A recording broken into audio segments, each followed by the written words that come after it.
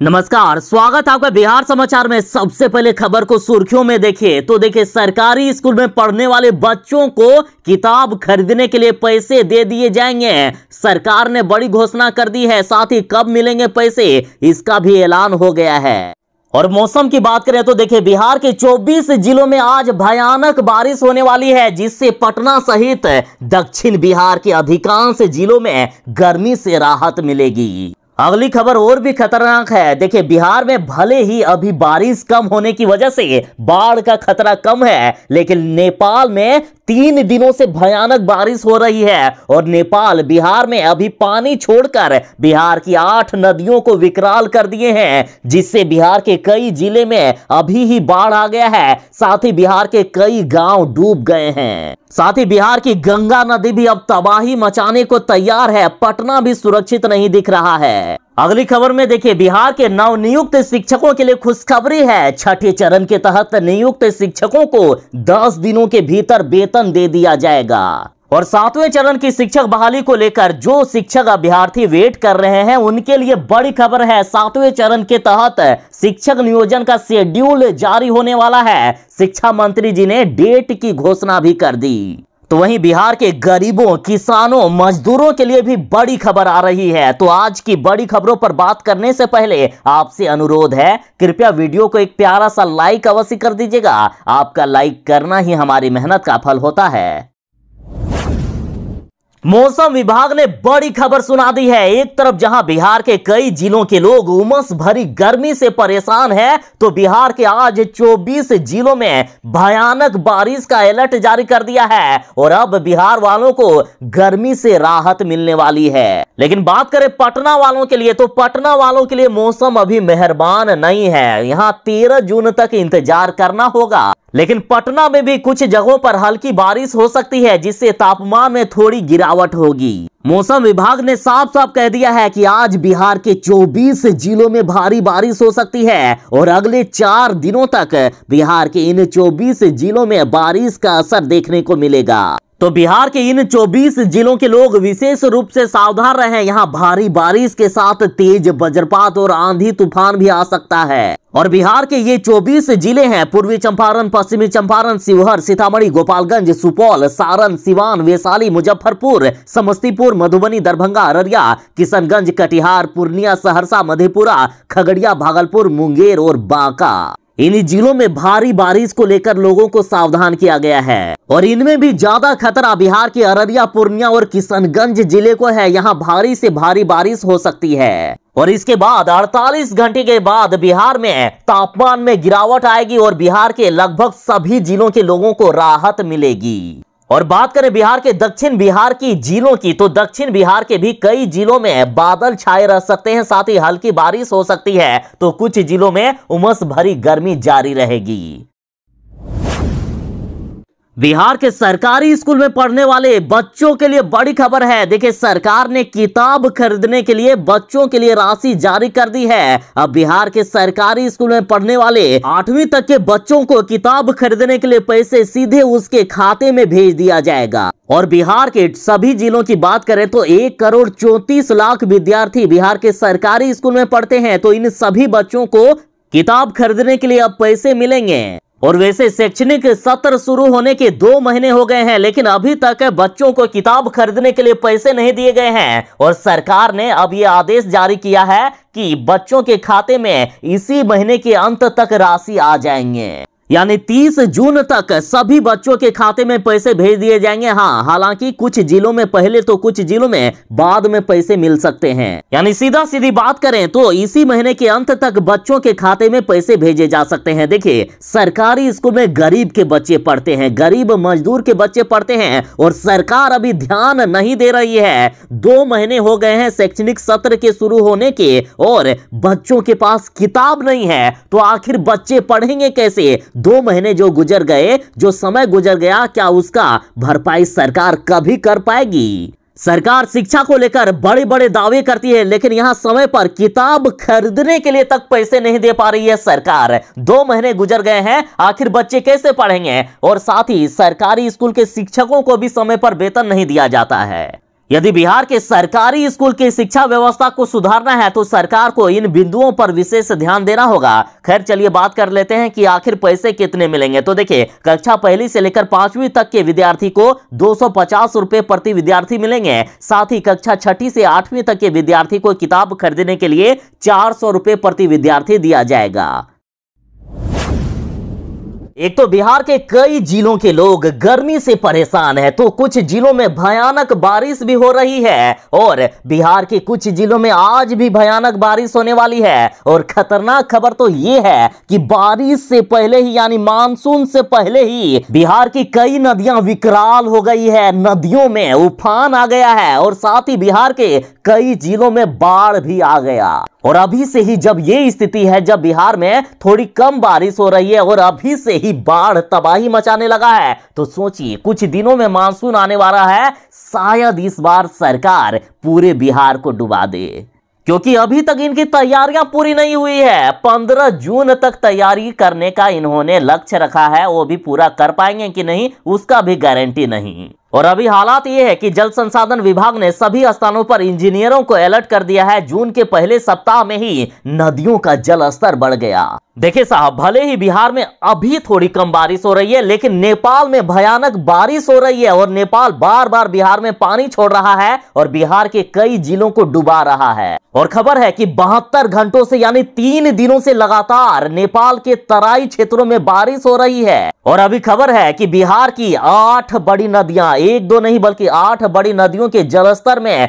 काफी बढ़ोतरी हो गई है और इससे आने वाले समय में बाढ़ का खतरा उत्पन्न हो गया है। और अब तो विशेषज्ञ भी हैरान है कि आखिर नदियों का जलस्तर जून के पहले सप्ताह में ही ऐसा क्यों हो गया, इतनी ज्यादा नदियां क्यों विकराल हो गई। आज तक ऐसा नहीं हुआ था जो इस बार हो रहा है। और नेपाल में लगातार हो रही बारिश के बाद बिहार की कोसी, गंडक, बागमती, अधवारा, कमला, महानंदा, खिरोई के जलस्तर में कई जगहों पर काफी ज्यादा बढ़ोतरी हो गई है। और उधर यूपी के जलग्रहण क्षेत्र में बारिश के बाद गंगा नदी का जलस्तर भी बढ़ गया है। गंगा नदी भी अब तबाही मचाने को तैयार है। अब पटना भी खतरे में है। उम्मीद है कि सरकार इस बार सही तरीके से काम करेगी, सभी तैयारियां पूरी करेगी और बिहार को बाढ़ से बचाने का काम करेगी। बिहार के नवनियुक्त शिक्षकों के लिए बड़ी खुशखबरी है। शिक्षा मंत्री जी ने वेतन भुगतान का आदेश दे दिया है। देखिए, 6ठे चरण के तहत जिन शिक्षकों का नियोजन हुआ है उनको अब वेतन दिया जाएगा और वेतन मिलने में ज्यादा समय भी नहीं लगेगा। शिक्षा मंत्री जी ने ऐलान कर दिया है कि 42,000 शिक्षकों को जल्द ही वेतन मिलेगा। देखिए, 6ठे चरण के तहत जिन शिक्षकों का नियोजन हुआ है तो उनको सरकार वेतन नहीं दे रही थी और जब वेतन नहीं दे रही है तो उनकी आर्थिक स्थिति काफी खराब हो गई और सरकार को शायद जब लगने लगा कि हमने तो इनको वेतन दिया नहीं इतने महीनों से और इनकी आर्थिक स्थिति अब काफी खराब हो चुकी है, अब ज्यादा खराब कर देना ठीक बात नहीं है, तो शायद सरकार का माथा घुमा और इन शिक्षकों को वेतन भुगतान का आदेश दे दिया गया। और खबर में भी कहा जा रहा है कि नवनियुक्त नियोजित शिक्षकों की आर्थिक कठिनाई को देखते हुए शिक्षा विभाग ने बड़ा फैसला लिया है। यानी इसका मतलब तो यही निकलता है कि सरकार शिक्षकों को शायद परेशान करना चाहती थी, इसलिए ना वेतन नहीं दिया जा रहा था समय पर, नहीं तो क्यों नहीं दिया जाता। और जब सरकार का शायद मन भर गया कि इनको तो काफी परेशान कर दिए हैं, इनकी आर्थिक स्थिति काफी खराब हो गई है, अब वेतन दे दिया जाना चाहिए। और अब शिक्षा मंत्री विजय कुमार चौधरी जी ने मंगलवार को विभाग के अपर मुख्य सचिव दीपक कुमार और प्राथमिक निदेशक रवि प्रकाश तथा अन्य अधिकारी के साथ समीक्षा बैठक की। इसके बाद उन्होंने 6ठे चरण के नियुक्त 42,000 शिक्षकों को सशस्त्र वेतन भुगतान करने का आदेश दे दिया है और इसके मुताबिक शिक्षकों को मार्च 2023 तक वेतन भुगतान करने का निर्णय लिया गया है और साथ ही सभी के प्रमाण पत्रों की जांच सितंबर 2022 तक अवश्य पूरा कर लिया जाए, ऐसा लक्ष्य रखा गया। साथ ही बता दूं कि जिनके प्रमाण पत्र फर्जी निकलेंगे तो उन शिक्षकों को नौकरी से हटा दिया जाएगा। शिक्षा मंत्री जी ने बड़ा ऐलान कर दिया है कि 7वें चरण के तहत अब शिक्षकों का नियोजन किया जाएगा।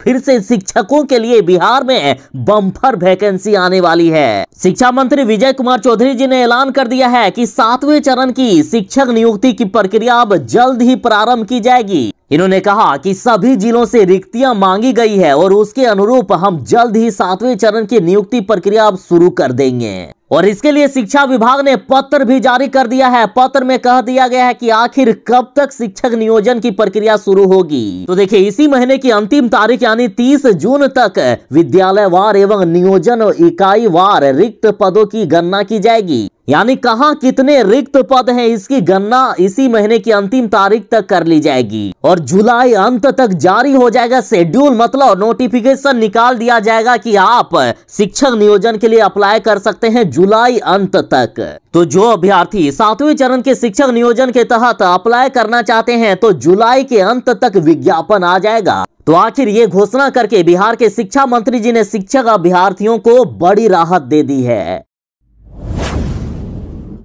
पिछले साल सरकार ने किसानों को खूब परेशान किया था, खाद ही नहीं दे पा रही थी ये सरकार। लेकिन इस बार बड़ी खबर है, कहा जा रहा है कि इस बार खाद की नहीं होगी किल्लत। 1,25,000 की जगह 1,67,000 बोरी यूरिया मिल गया है बिहार को। अब बिहार सरकार की जिम्मेदारी रह गई है कि किसानों को सही मात्रा में खाद दे। केंद्र सरकार ने तो जितना बिहार को यूरिया चाहिए था उससे 1.5 गुना यूरिया भेज दिया है। और इस बार उम्मीद है कि इस बार यूरिया के साथ बिहार में कोई घोटाला नहीं होगा, कोई भ्रष्टाचार नहीं होगा। देखिए, वैसे तो यूरिया खाने से इंसान की मृत्यु हो जाती है, लेकिन बिहार के भ्रष्ट अफसर लोग तो अमर हो गए हैं। वे लोग यूरिया को ही गटक जाते हैं और किसानों तक पहुंचने नहीं देते हैं। लेकिन उम्मीद है कि इस बार सब कुछ सही तरीके से होगा और किसानों को खाद की किल्लत इस बार बिहार में नहीं होगी, क्योंकि बिहार को जितना यूरिया चाहिए था उससे 1.5 गुना यूरिया मिल गया है। जो लोग नौकरी की तलाश कर रहे हैं तो बड़ी खबर आ रही है। देखिए, अखिल भारतीय आयुर्विज्ञान संस्थान यानी एम्स मदुरै ने वैकेंसी निकाल दी है। 94 पदों पर बम्पर वैकेंसी निकाली गई है। योग्य उम्मीदवार 11 जून से आवेदन कर सकते हैं और अंतिम तारीख की बात करें तो देखिए 18 जुलाई 2022 तक आवेदन करने की अंतिम तारीख है। तो आखिर कौन अप्लाई कर सकता है? तो देखिए, जिनके पास किसी मान्यता प्राप्त संस्थान या बोर्ड से संबंधित विषय में स्नातक, पीएचडी या पोस्ट ग्रेजुएट सर्टिफिकेट की डिग्री है, वे लोग अप्लाई कर सकते हैं। आयु सीमा की बात करें तो अधिकतम आयु सीमा 58 वर्ष रखा गया है। और वेतन की बात करें तो देखिए, वेतन 1,01,500 रुपए से लेकर 2,20,400 रुपए तक दिए जाएंगे। चयन की प्रक्रिया लिखित परीक्षा, इंटरव्यू और वीडियो कॉन्फ्रेंसिंग के जरिए लिया जाएगा। अप्लाई करने के लिए आपको एम्स मदुरै की ऑफिशियल वेबसाइट पर जाना होगा, वहां आपको सारी जानकारी मिल जाएगी। वैसे वीडियो के डिस्क्रिप्शन में भी आपको लगभग जानकारी प्रोवाइड करा दी जाएगी, आप लिंक पर क्लिक करके बाकी जानकारी देख सकते हैं।